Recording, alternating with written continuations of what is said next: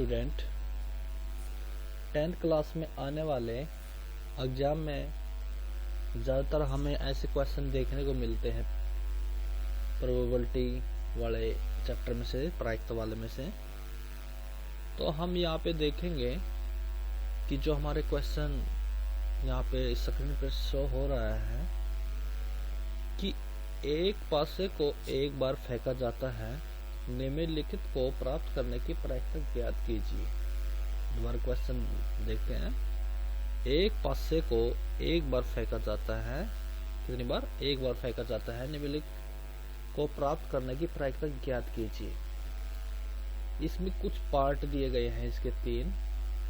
एक अभाज्य संख्या, नंबर 2 पार्ट है 2 और 6 के बीच स्थित कोई संख्या होनी चाहिए, एक विषम संख्या।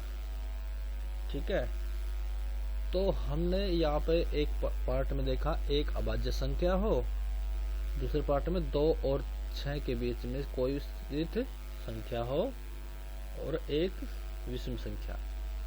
तो हम इसको यहाँ पे देखते हैं कि यहाँ पे जो हल किया गया है, एक पासे को एक बार फेंकने पर सभी संभव जो संख्याएं परिणामों की संख्या होती है वो कितनी होती है? पासे में जो संख्याएं होती है वो 6 होती है। तो नंबर 1 पार्ट में हम देखेंगे अनुकूल परिणामों की जो संख्या होती है, जो अनुकूल होती है वो कितनी है? जैसे 2, 3, 5। तो हमने यहाँ पे रख लिया जो ये अभाज्य संख्या है, जो हमारी 2 से लेकर 6 तक की जो संख्याएं बनती है अभाज्य संख्या, वो कितनी बनती है? 3 बनती है। ये संख्याएं देख लो कि कौन कौन सी हैं। 2, 3, 5। तो हमारी ये टोटल कितनी हो गई? 3 अभाज्य संख्या हो गई। तो हम इसको P से प्रदर्शित करते हैं, जो जिसको प्रोबेबिलिटी बोलते, प्रायिकता बोलते हैं। एक अभाज्य संख्या है, जो यानी कि टोटल हमारी कितनी हुई थी? यहाँ पे 3 संख्याएं हुई थी और जो हमारे पास में जो संख्याएं होती है वो कितनी थी? वो 6 थी। तो इसका जो हमारा सूत्र होता है अनुकूल बटे में कुल परिणामों की संख्या, अनुकूल परिणामों की संख्या बटे में कुल संभावित परिणामों की संख्या।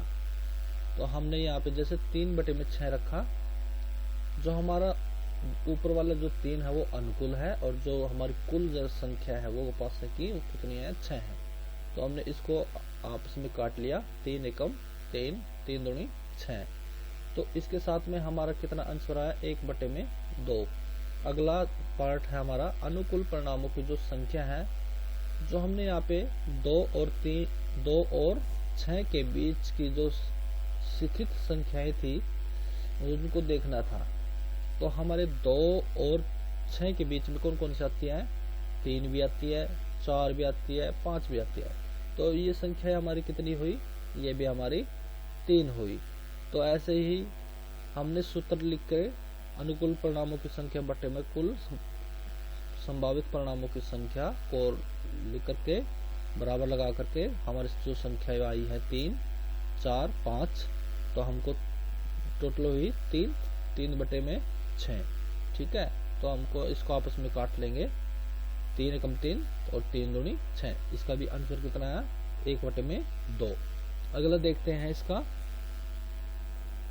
पार्ट है इसका अनुकूल परिणामों की संख्या, जो विषम संख्याएं हैं हमने वो देखनी है इसमें 6 तक की। तो हमारी 1 और 3 और 5, ये भी हमारी कितनी हुई?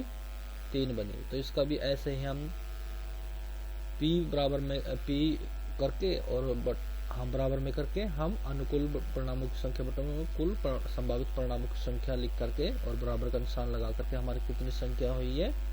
ये भी हमारी 3 हुई। 3 बटे में कुल पासे की जो हमारी संख्या थी वो हमने रख लेनी है नीचे की साइड में 6। तो इसको भी हम ऐसे ही काट लेंगे, 3 एकम 3 और 3 दूनी 6। तो इसका भी आंसर कितना आया?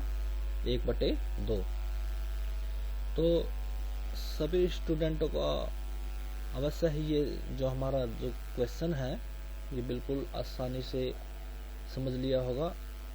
आशा करता हूँ कि आप इस क्वेश्चन को बार बार अपनी कॉपी में उतारेंगे, बार बार उसको सोल्व करेंगे, तो ये प्रैक्टिस करते करते आप अपने दिमाग में उतर जाएगा और हम सभी बहुत मेहनत करेंगे क्योंकि एग्ज़ाम पेपर बिल्कुल ही नज़दीक है। तो सभी बच्चों से मेरी गुजारिश है कि इस वीडियो को ज़्यादा से ज़्यादा देखें और लाइक करें और शेयर करें और मेरे चैनल को सब्सक्राइब करें। तो इसी के साथ में आप सभी का मेरा धन्यवाद।